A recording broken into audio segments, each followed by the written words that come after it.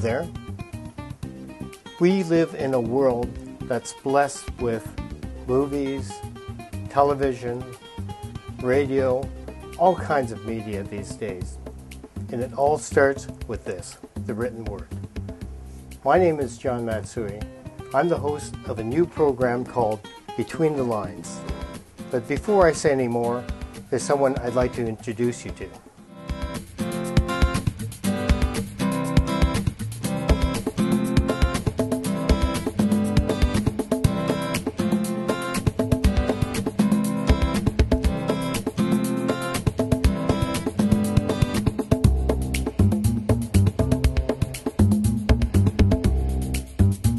It's my great pleasure to be sitting next to Ruth Ann Calhoun.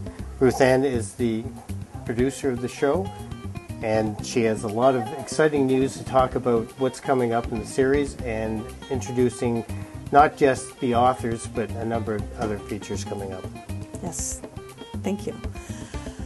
Well, our authors we're going to have on the show are Ming Few, Ruth Hay, Paul Kavanagh, Zoe York, and Ernie Brigginshaw. All of these people are London, Ontario authors. They're amazing authors, and we just figured it was time that London knew what amazing talent we have in this city.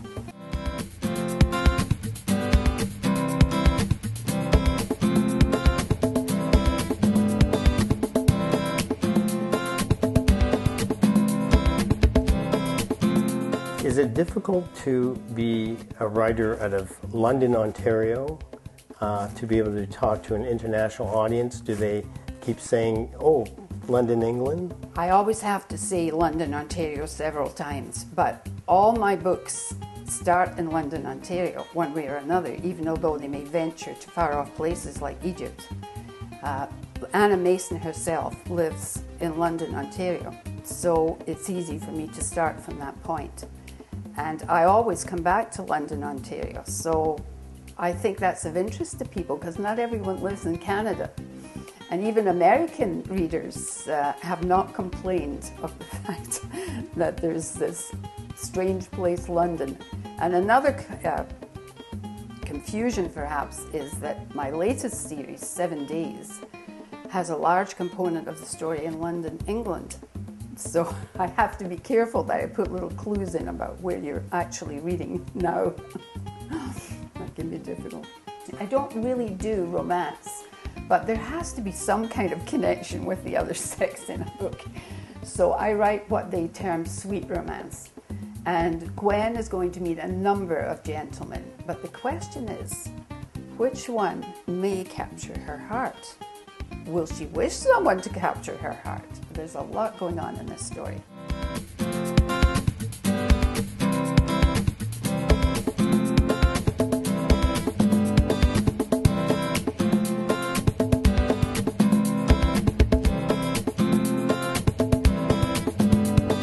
When I decided that I might like to take it a little bit more seriously, I went to the Humber School for Writers, did a couple of their courses, and then did a couple of courses in screenwriting.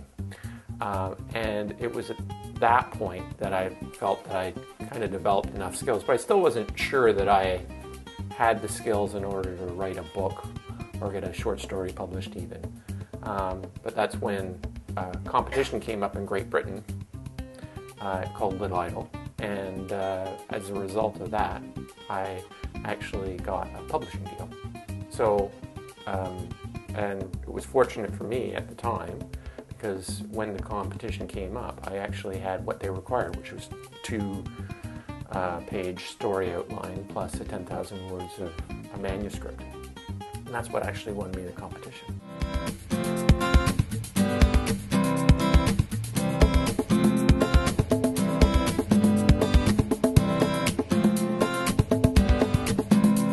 Welcome back.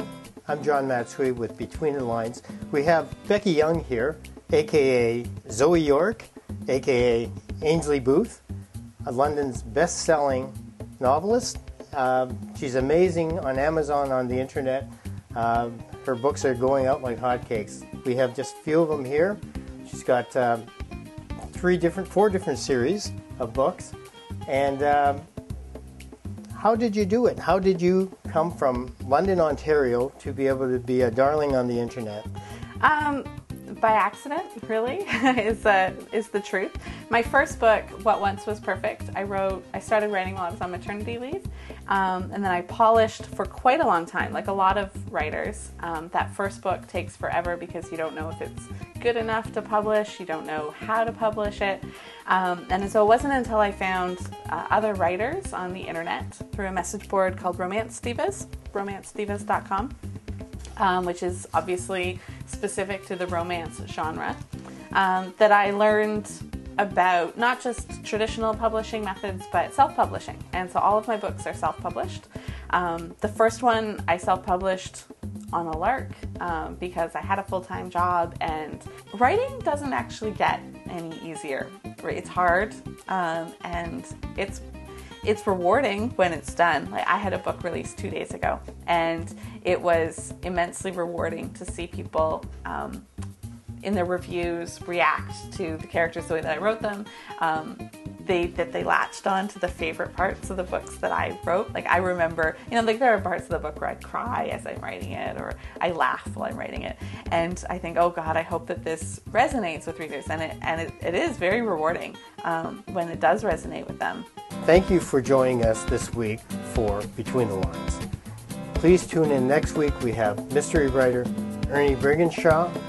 He has an exciting story and tells some exciting stories.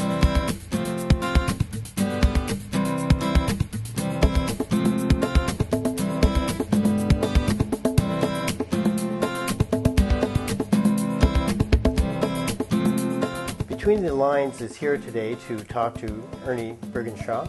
He's the writer of Goliath, Second Shooter, and The Legacy. All mysteries. Now, Ernie is an interesting character because he didn't start out necessarily as a writer. He comes from a totally different world, that of computers. So I'd had a story kicking around in my head for at least 7 years. And that was the foundation for my first book, Goliath. And so I thought, I'm going to try and write a book. And I had no idea whether I could or not. So I didn't tell my wife, didn't tell my kids. I just sort of went downstairs into the basement, into our office in the basement, and started writing. And the other reason I did that is I thought this may be a stupid idea. A lot of people say, oh, one of these days I'm going to write a book. And I thought, well, if I get down there and try it, and I either hate it or I suck at it, I can just deny that it had ever occurred to me, and no one would be the wiser. But when I did that, probably within the first few weeks, I rattled off about 7 chapters of the book. So that's when I thought, okay, this is for real. I enjoy it. I have no idea whether it's any good, but I enjoy it, and that's when I told my wife and told my kids what I was up to. That's when my wife said, what are you writing about? She's a very private person. She doesn't want anything revealed about her in these books. And I said, solve that problem, dear. I said in the book, made the guy a widower. So I said, I've killed you off in the book even before it starts, right? So problem solved. And it also gave me the ability to give the character in the book a really hot lover. So it's win-win situation all the way around. We hope we've inspired you to read local as well as we read widely. Please follow us on social media, YouTube, Twitter, and Facebook, and please tune in next week.